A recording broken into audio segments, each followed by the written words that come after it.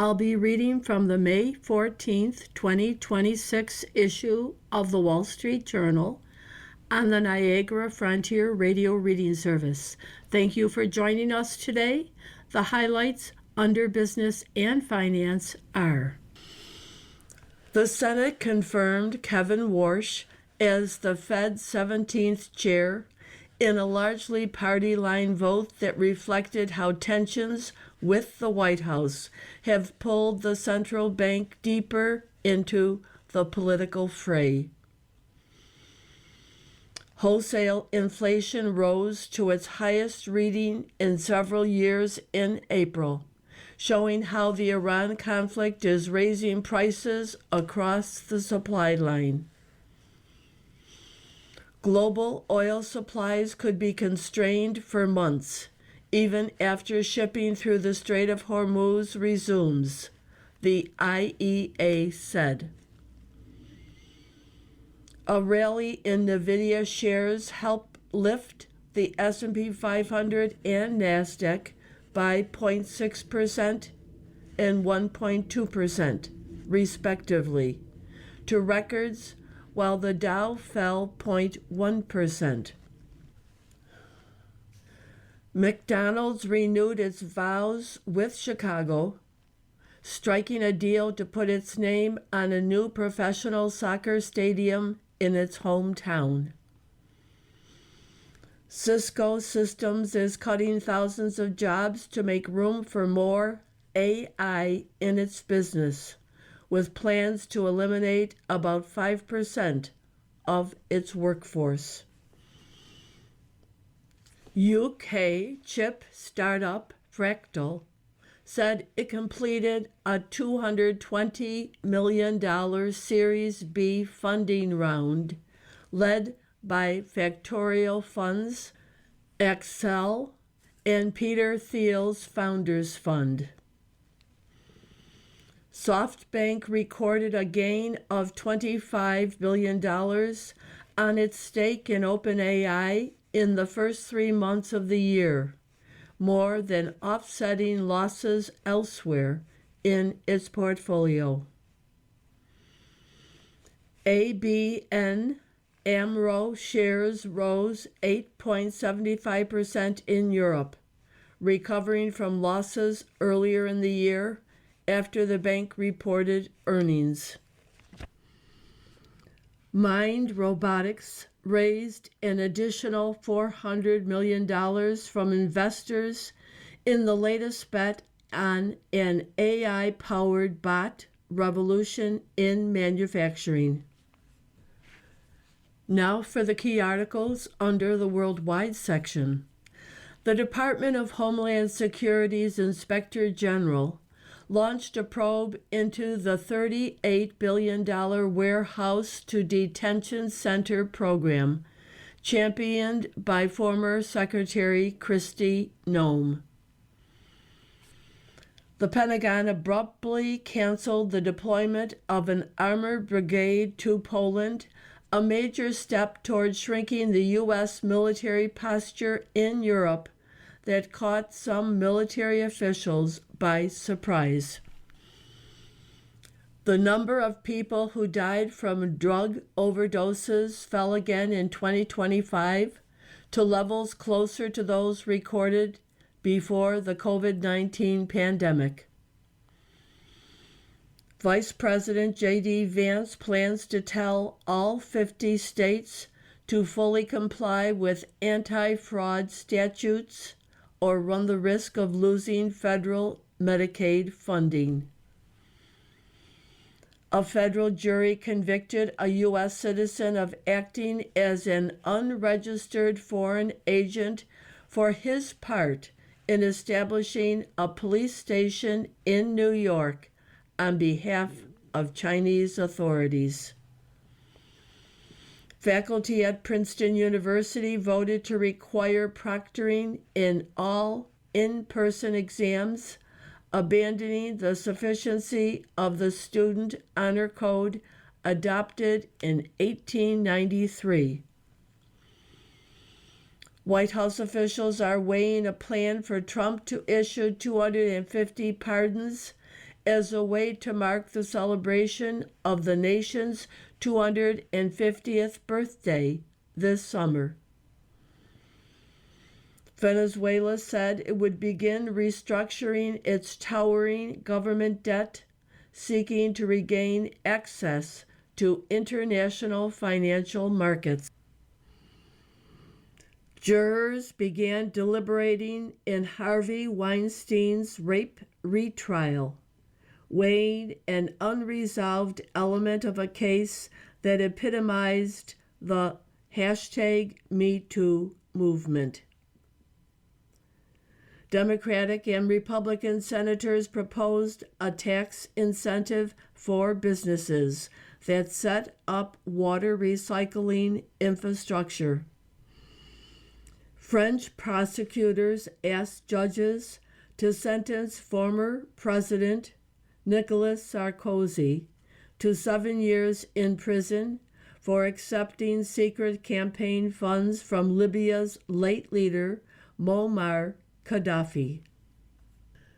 The picture on today's front page shows Air Force One in the background and President Trump standing on the red carpet, greeted by many Chinese officials.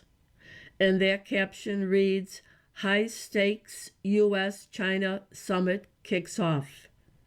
Red carpet. President Trump was greeted by Chinese Vice President Han Zheng after arriving in Beijing on Wednesday for meetings with Xi Jinping. Then there is a second photo showing President Trump and Xi Jinping walking the red carpet, reviewing the military troops. And that caption reads, President Trump was welcomed by Chinese leader Xi Jinping on Thursday in Beijing before they were to take on issues including the Iran war and trade. Articles from the front page follow. Late night Truth Social burst offer a peek into Trump's mind. Wall Street Journal analysis shows President using the platform to spread conspiracies, attacks. By Anthony DeBarros and Annie Linsky, Washington. Monday was a typical day for President Trump. He took questions in the Oval Office. He met with members of Indiana University's championship football team, and he had dinner with law enforcement officers in the White House Rose Garden. After the sun went down, another familiar ritual began. Late-night social media posting. The president's Truth Social account posted 55 messages between 10:14 p.m. and 1:12 a.m. The messages, mostly reposts from other accounts, falsely claimed that the 2020 election was stolen, aired frustrations from anonymous social media users that Democrats hadn't been indicted by the Justice Department, and called for the arrest of Barack Obama for, among other things, a claim that the former president fabricated the U.S. finding that Russia interfered in the 2016 election to help Trump win the White House. The activity is emblematic of Trump's account, which operates as a nearly round-the-clock, high-volume amplification system that blends his own voice with a network of partisan and fringe content. Since the start of his second term, Trump's Truth Social account has ballooned to 12.6 million followers, up from around 8.6 million. The president himself, with the help of staffers, has posted at least 8,800 times, according to a Wall Street Journal analysis. Senate confirms Warsh as next Fed chair. Only one Democrat cast vote in favor, in departure from previous nominees. By Matt Grossman, Washington. The Senate confirmed Kevin Warsh as the Federal Reserve's 17th chair Wednesday in a largely party line vote that reflected how tensions with the White House have dragged the Fed deeper into the political fray. Warsh, who was nominated for the post by President Trump in January, won confirmation 54-45, earning support from all Senate Republicans, but just one Democrat, John Fetterman of Pennsylvania. Senator Kirsten Gillibrand, Democrat from New York, didn't vote. No Fed chair has been confirmed by such a narrow margin since Senate approval became a requirement for the job in 1977. Chair Jerome Powell, whose leadership tenure ends Friday, captured at least 80 votes in Senate confirmations for each of his 2 terms atop the Fed.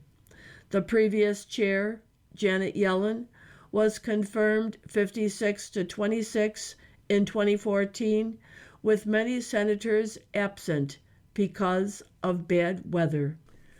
A difficult economic background and Trump's broadsides against the Fed's independence have set up the central bank for a thorny leadership transition. At a Senate committee confirmation hearing last month, Warsh faced intense questioning from Democrats over how he would maintain the Fed's independence from a president who places priority on personal loyalty. Warsh said he would preserve the central bank's monetary independence and that he had made Trump, a Republican, no promises about policy decisions. Underdog Anthropic sprints ahead in AI race by Kate Clark. Anthropic is emerging as the presumptive front runner in the race for artificial intelligence supremacy, with faster growth and fundraising that could soon yield a higher valuation than rival OpenAI.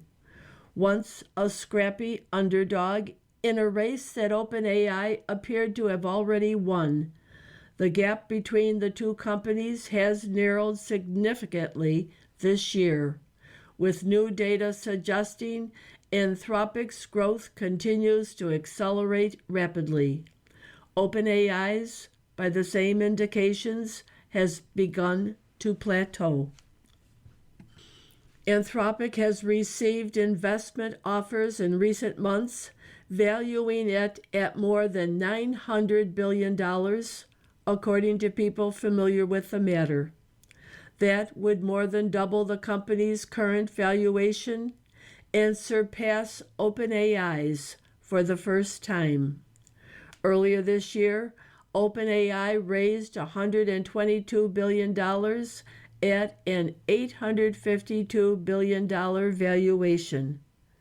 Anthropic's revenue run rate, a figure commonly used by startups that forecast annual revenue based on short-term sales, is on track to reach $50 billion by the end of next month, according to figures shared with investors.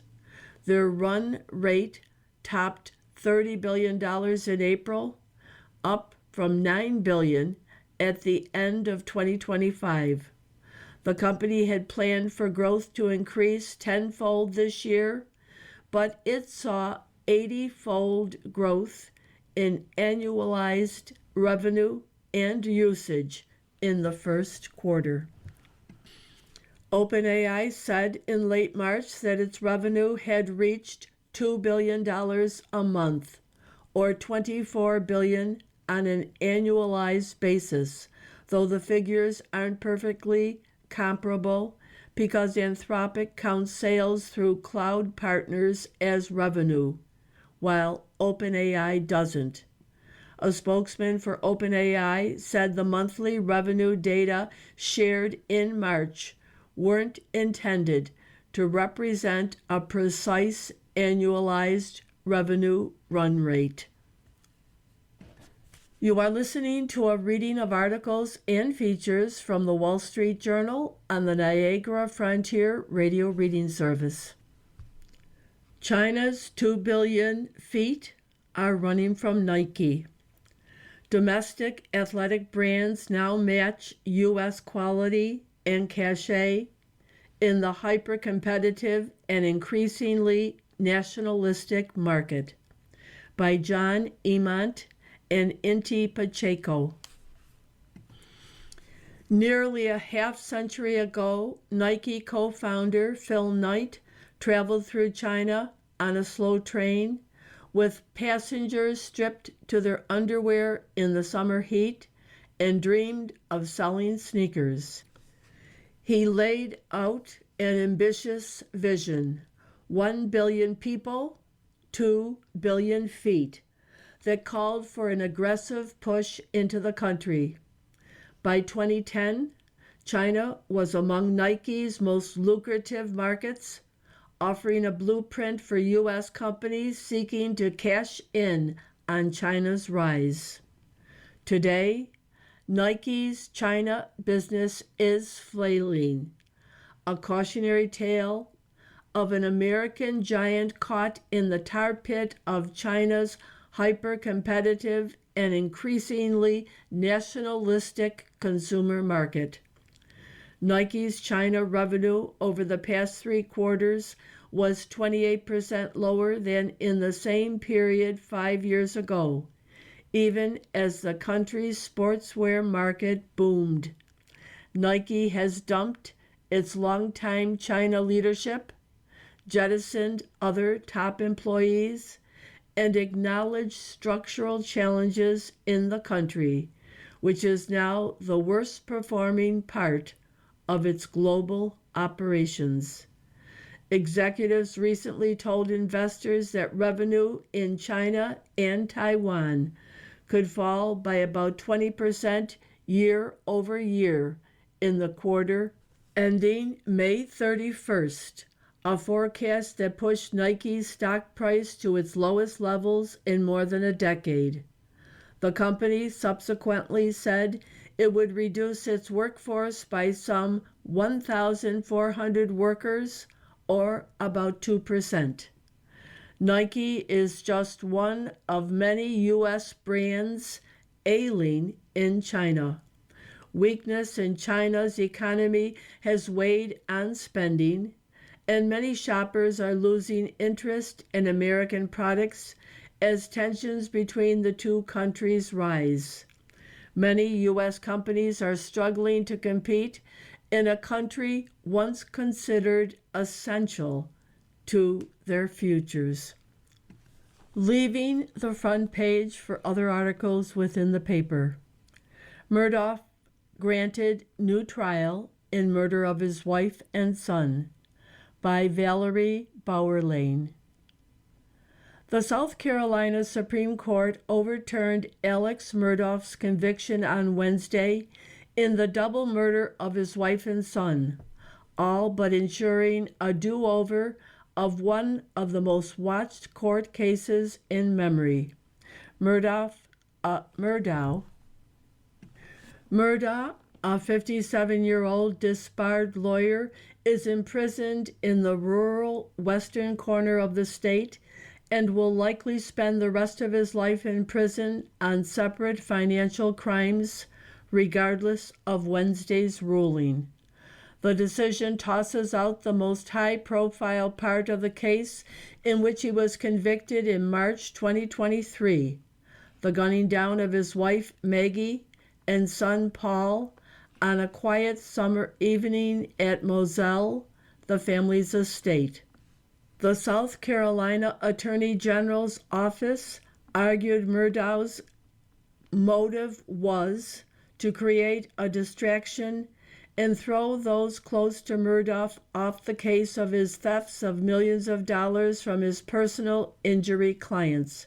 Murdaugh's 6-week trial in small-town Waterboro, South Carolina, became a global phenomenon as viewers were transfixed by the crumbling of a generations-old South Carolina family dynasty.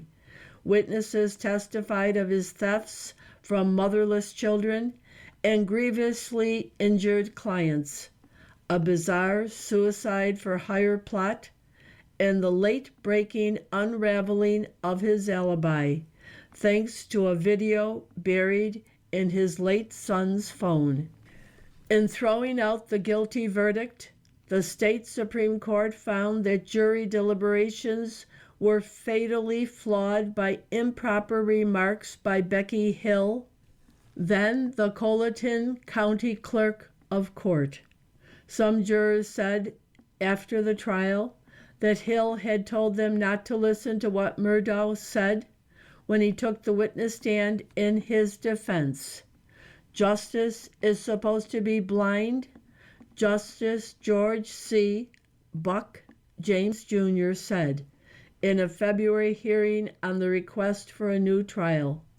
Court officials are supposed to be mute.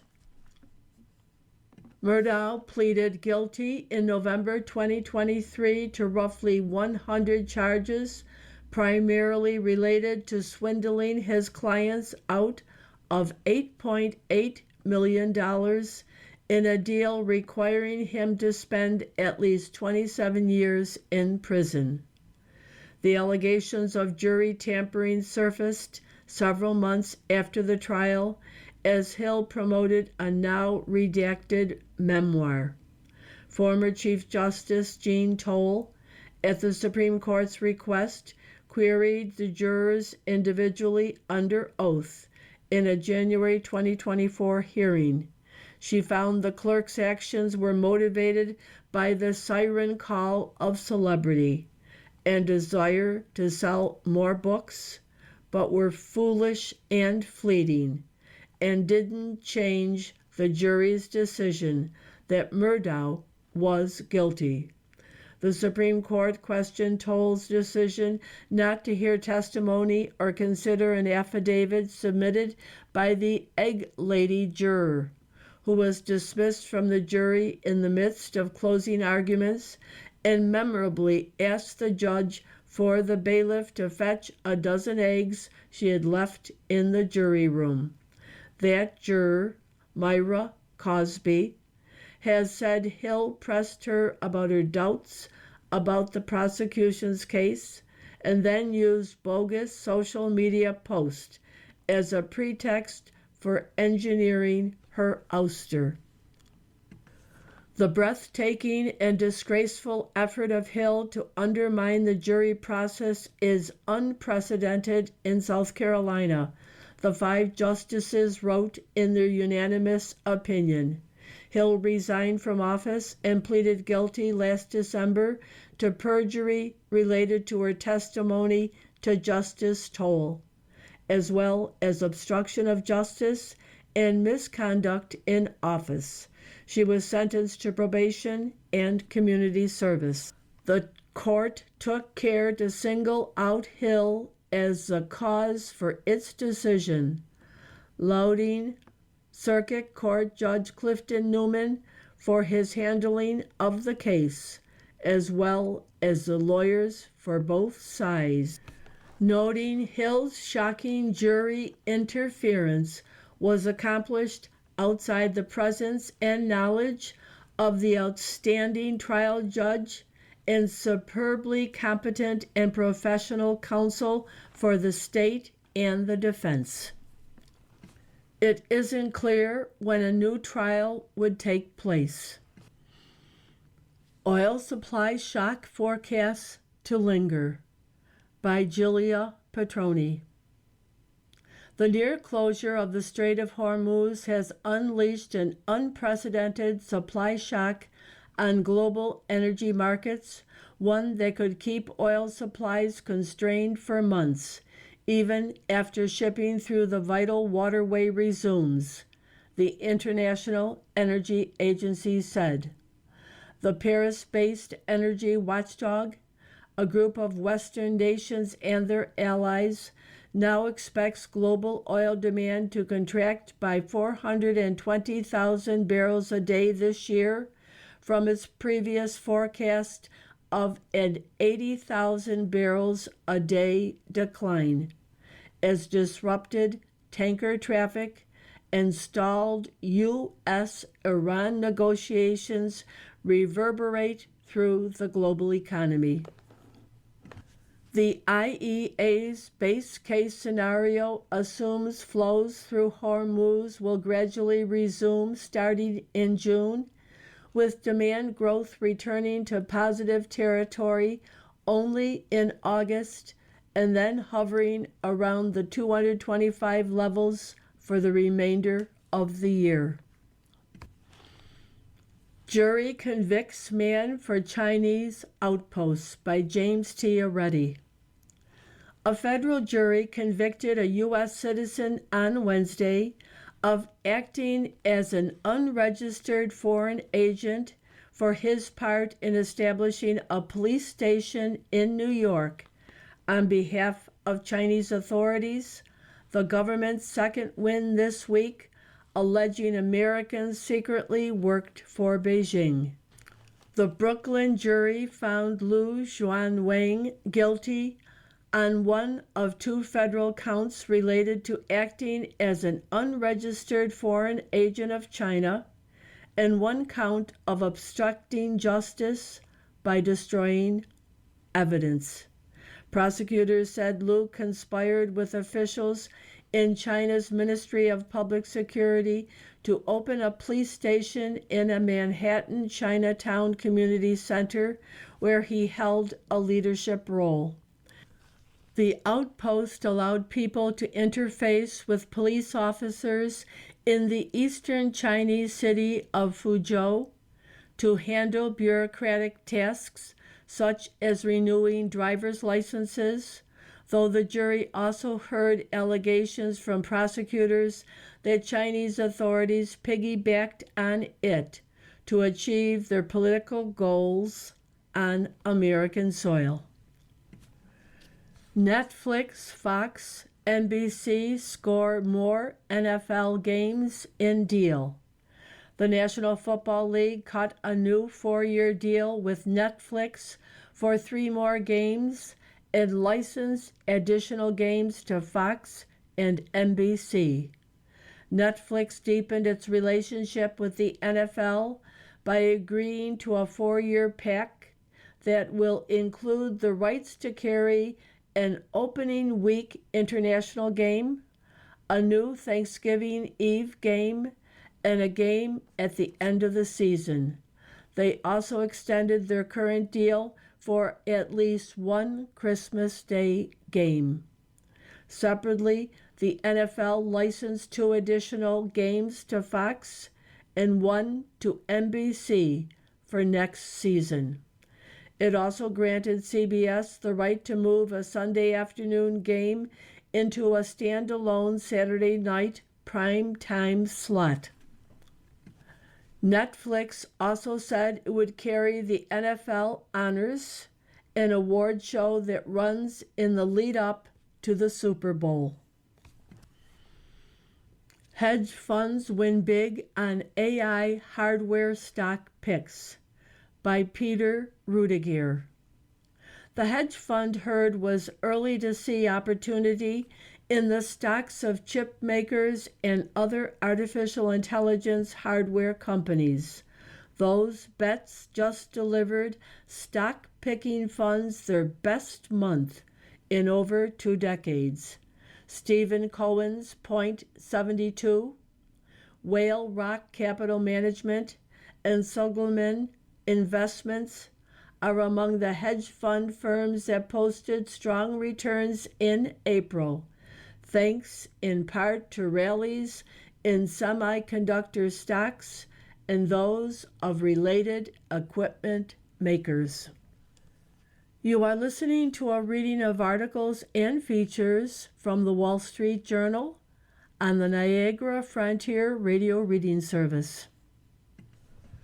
From the editorial page, The Truth About Hamas, documenting its rape, torture, and mutilation on October 7th and after. Reading Silence No More, the new report by the Civil Commission on October 7th, Crimes by Hamas against Women and Children. We were transported back to October 27th, 2023, and a screening of the raw footage of Hamas's atrocities.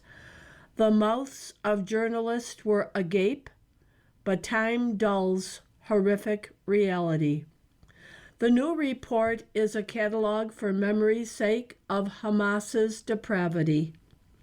Testimony from site after site attests to rape and assault, screams and pleas, gunshots to the face and genitals, mutilation, burning, bodies naked, legs spread, grotesque scenes staged, all forming an evidentiary record, the result of more than 10,000 photos and video segments and more than 430 interviews, testimonies, and meetings with survivors, witnesses, and experts. I saw them raping her, says Raz Cohen, who escaped the Nova Music Festival where 396 people were slaughtered. Then they murdered her, and then they raped her again. Eden Westerly, who came to Nova to rescue a friend, found and filmed a naked, burned body. Her dress was pulled up and she wasn't wearing underwear, not because it burned, because there was no trace. Her legs were spread. Her genitals were exposed. A view by forensic pathologists confirmed these details. Yani Sadan recounts another horror. She fell to the ground, shot in the head, and I pulled her body over me and smeared her blood on me so it would look as if I was dead too. I will never forget her face. Every night I wake to it and apologize to her, saying, I'm sorry. Later he saw a beautiful woman with the face of an angel and an 8 or 10 fighters beating and raping her. The last one shot her in the head. Each example here is of a civilian non-combatant. A male says he was gang raped at the Nova site, providing medical records and a detailed account. They laughed, they were pleased, as if I was their sex doll. The Hamas invaders had been given operational materials, including Arabic to Hebrew phrase lists such as take off your pants, take your clothes off, lie down, and spread your legs. The planned sexual degradation speaks to years of Palestinian propaganda that treats Jews as subhuman. Sexual abuse continued for hostages who are on video being groped and humiliated during abductions. In one video, a female hostage begs for her life while the narrator says, "This is one of the Jewish dogs." Former hostage Elena Grzuski says, one terrorist started touching me. He put his hand under my shirt and started sliding it down my leg. That's when I fainted. On waking, she was surrounded by Hamas people, my shirt up here, my pants down here. After being freed, she learned they had broken her pelvis. Rami Gonen tells of 16 days of assault. Arbel Yehut says she was assaulted throughout her 482 days as a hostage. 2 former hostages, minors who are family members, reported that they were forced to perform sexual acts on one another. We regret having to relate such details, but it is crucial to remember when the understandable human impulse is to forget such horrors. all the more so because the sexual violence by Hamas has been aggressively denied by an anti-Semitic global left that wants us to forget. Everywhere denial serves the same purpose, to distort Israel's defensive war as if it were wanton violence. Such deniers prefer anything to reminding the world why Israel has no choice but to fight for its life. From the opinion pages, AOC could turn back the blue wave. Bumptious radicals like her are the GOP's best hope in a tough midterm election. By Karl Rove. Why shouldn't Democrats be confident of a big midterm sweep in November? Part of it is the latest battle in America's redistricting wars. The Virginia Supreme Court held last Friday that Democrats violated state law in ramming through their plan to turn the Commonwealth's congressional delegation from a 6-5 Democratic majority to a 10-1. This leaves the GOP with a clear advantage from this cycle's gerrymandering shenanigans that might help Republicans avoid losing the House.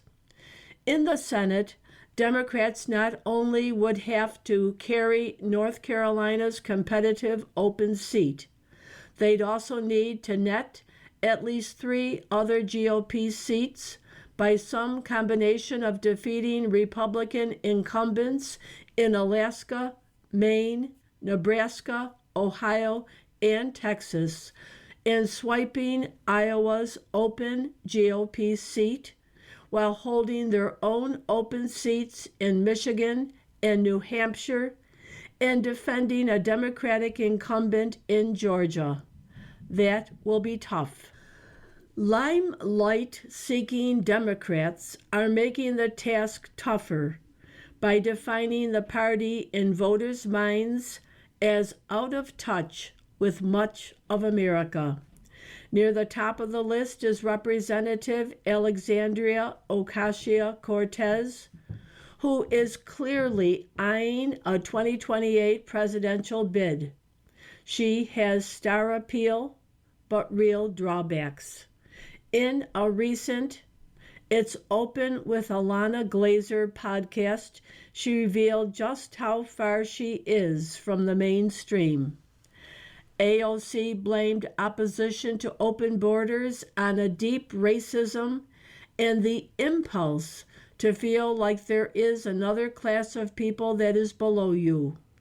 When Miss Glazer suggested the death of AOC's father from lung cancer was the fault of capitalism, Mr. Ocasio-Cortez agreed, calling our market system barbarism. She believes no one can earn $1 billion legally. You can get market power, you can break rules, she says, but you can't learn that. Tell that to the tech, finance, and entertainment gazillionaires who fund Democratic campaigns, starting with George Soros, Tom Steyer, and Illinois Governor J.B. Pritzker. At what point should anyone's earnings become illegal? Wherever you set the line, it sets a dangerous precedent. Miss Ocasio-Cortez also waxed paranoid, asking, "Who do you think is next?" after immigration officers have rounded up every person in the country. She asserted that the government wants to scan your face and put it in a system if you want to protest. As for Republican voters, they're not red, they're oppressed, she says. In the tradition of Barack Obama, they get bitter, they cling to guns or religion or antipathy toward people who aren't like them. And Hillary Clinton, basket of deplorables? Miss Ocasio-Cortez suggests people in rural America and other red regions make easy marks for right-wing overlords. If she doesn't seek the presidency in 2028, perhaps she'll challenge New York Senior Senator, Minority Leader Chuck Schumer. Regardless, she will be a national presence this year. She will work hard to be heard with appearances across the country. AOC isn't the only Democrat whose utterances unsettle mainstream voters. The Democratic lineup this year is rife with kooks. Maine's Democratic Senate hopeful, Graham Plattner, has called a local police chief trash for refusing to kneel during a Black Lives Matter protest and described himself as a communist.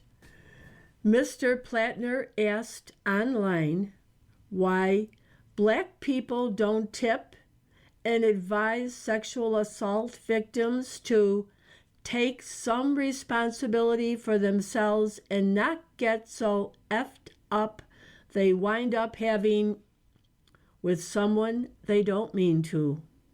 He also opined that an armed working class is a requirement for economic justice. For 18 years, he displayed a Nazi-style death's head tattoo on his chest. Mr. Plattner claimed that he didn't know it was offensive until it became a campaign controversy. Then he blamed the U.S. military's culture for his decision to be tattooed with a Totenkopf, a dead head or a skull. Mr. Plattner claims he's changed and shrugs off his past comments. I made dumb jokes and picked fights. He's trying to tone it down for November, but candidates have a way of showing who they really are. AOC and Mr. Plattner aren't the party's only problems. Many other candidates and Democratic leaders are hurling alienating left-wing comments, including New York Mayor Zoran Mandani and Senators Elizabeth Warren and Bernie Sanders, and plenty of Democratic candidates for House and Senate. Collectively, their words can shape how the public views the party. The effect could be powerful on swing voters. That crucial part of the electorate could draw a simple, politically lethal conclusion. Too many Democrats are too radical for America. You are listening to a reading of articles and features from the Wall Street Journal on the Niagara Frontier Radio Reading Service. Taiwan is the key to AI dominance. The island is much more than a bargaining chip. It's the center of the world's most important tech stack. By Alexander Bernard and David Fife.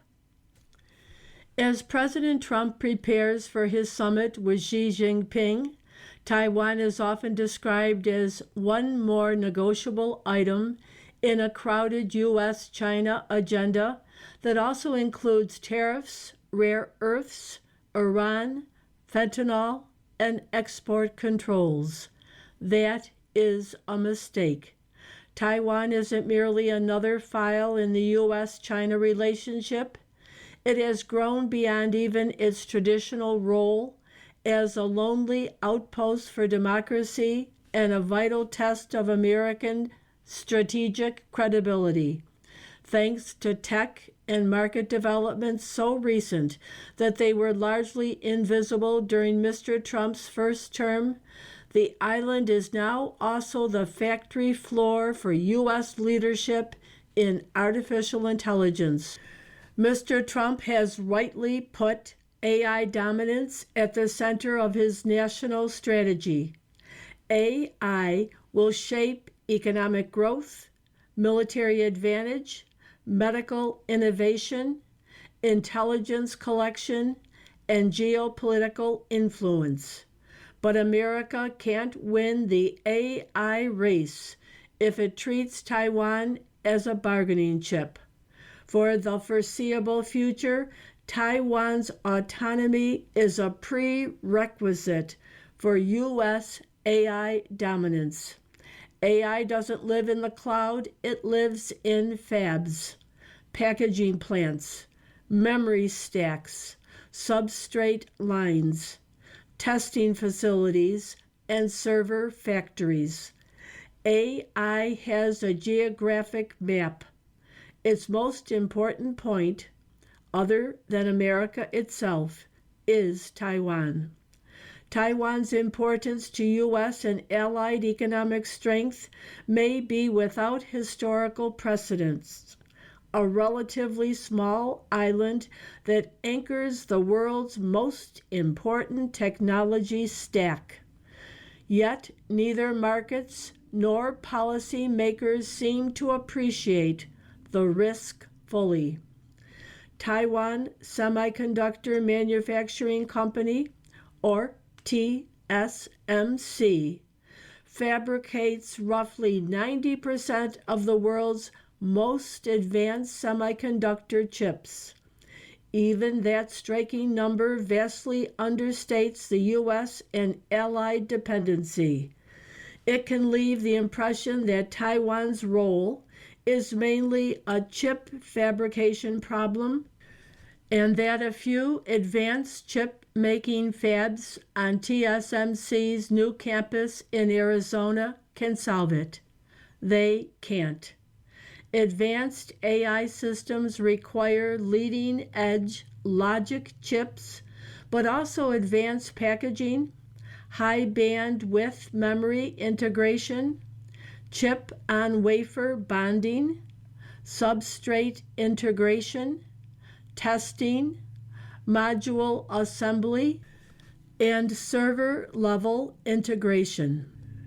Packaging technologies such as CoWoS, spelled capital C-O, capital W-O, capital S, chip on wafer on substrate, are what combined advanced chips and high bandwidth memory into the processors that train and run frontier AI models at scale. Packaging is no longer the back end of the semiconductor business, but a front line. This is why the current debate about onshoring can be dangerously misleading. TSMC's investment in Phoenix is a major achievement. So are new semiconductor investments elsewhere in America and in places like Japan. They will make the U.S. and its allies more resilient. This sort of building should be accelerated. But facilities like the one in Phoenix are a down payment, not a solution. This point was underscored in October when NVIDIA and TSMC celebrated the first NVIDIA Blackwell wafer produced at TSMC's Phoenix factory. It was a milestone. But before U.S.-made Blackwell wafers can become usable AI systems, they still must journey back across the Pacific for CoWoS advanced packaging and high bandwidth memory integration that can be done only in Taiwan. The packaging firm Amkor's planned Arizona campus is a welcome step to complement TSMC's Phoenix fabs and bring more of the AI chip manufacturing chain onto U.S. soil. But it also proves the continued importance of Taiwan. Production isn't expected until 2028, and one packaging campus won't erase Taiwan's overwhelming lead in CoWoS capacity. high bandwidth memory integration, substrates, testing specialist, and yield engineering. The Trump administration appears to recognize this reality and has moved aggressively to integrate Taiwanese industry further into the American AI ecosystem. Through a combination of trade pressure, investment agreements, and industrial policy, it has accelerated unprecedented Taiwanese commitments to build advanced semiconductor and AI infrastructure on U.S. soil. Still, Arizona can't become Taiwan overnight or even over a decade. Taiwan's advantage isn't merely one company or one factory. It is the cluster, foundries, packaging houses, substrate suppliers, materials firms, equipment engineers, testing specialists, design service providers, and process experts operating in close proximity. That density shortens iteration cycles, improves yields, accelerates ramped up, and compounds tacit knowledge. Decades of operational learning can't be bought instantly, even with generous subsidies and political urgency. True AI hardware independence would require far more fabs, comparable leading-edge manufacturing in the U.S. and allied countries, scaled advanced packaging capacity, high bandwidth memory integration, advanced substrates, domestic or allied materials supply, testing and assembly ecosystems, equivalent yields, and genuine design portability across foundries. That is a long-term project, urgent, necessary, and measured potentially in decades. Mr. Xi understands that control over Taiwan would give Beijing both a military advantage and a chokehold on the physical infrastructure of the AI age. China would need to operate every plant flawlessly to throw the global AI ecosystem into crisis. The mere prospect of coercive control, disruption, or selective access would upend the balance of technological power. That is the backdrop of any Taiwan talk that comes up at the Trump-Xi summit. Until America can reproduce factories, as well as the packaging, bonding, testing, integration, and supplier ecosystems around them, Taiwan's autonomy will remain indispensable to U.S. interest. A country determined to win the defining technological race of the century can't allow its chief rival to control the industrial base on which that race depends. Mr. Bernard is a senior managing director at Cerebras and an adjunct fellow at Hudson Institute. Mr. Fate is a senior fellow at Hudson. He served on the State Department Policy Planning staff and as Deputy Assistant Secretary of State for East Asia, 2017 to 21, and White House Senior Director for Technology and National Security, 2025. Letters to the editor. At Goodwill, ex-offenders get a second chance at life. Thank you for Andy Kessler's column on the great contribution Goodwill Industries is making in helping people get their lives in order after prison. The U.S. needs more workers, but ex-offenders have a difficult time getting jobs. While many Americans are interested in social justice, we're often not serious about giving fair shots to people who have paid their debt to society and are eager to work.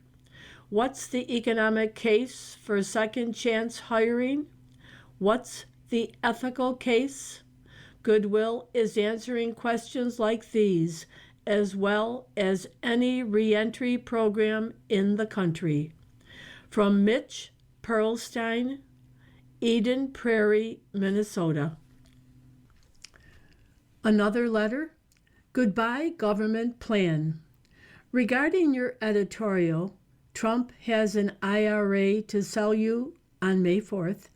It was with pleasure that I read that President Barack Obama's unsuccessful attempt at a similar intrusive boondoggle in 2015 closed 17 months after it began due to a lack of public interest. It's rare that I read of a federal government program that ended. Hope springs eternal. From Henry Gonzalez, Lloyd, Florida. Now for the interest rates compared to last week and now. A money market annual yield remains 0.42%. A 5-year CD was 1.69%, now 1.70%. A 30-year fixed mortgage was 6.42%, now 6.44%. A 15-year fixed mortgage was 5.84%, now 5.87%. Jumbo mortgages were 6.52%, now 6.55%. A 5-year adjustable mortgage was 5.92%, now 5.99%. A new car loan, 48 months, remains 6.95%. You've been listening to a reading of articles and features from the May 14th, 2026 issue of the Wall Street Journal.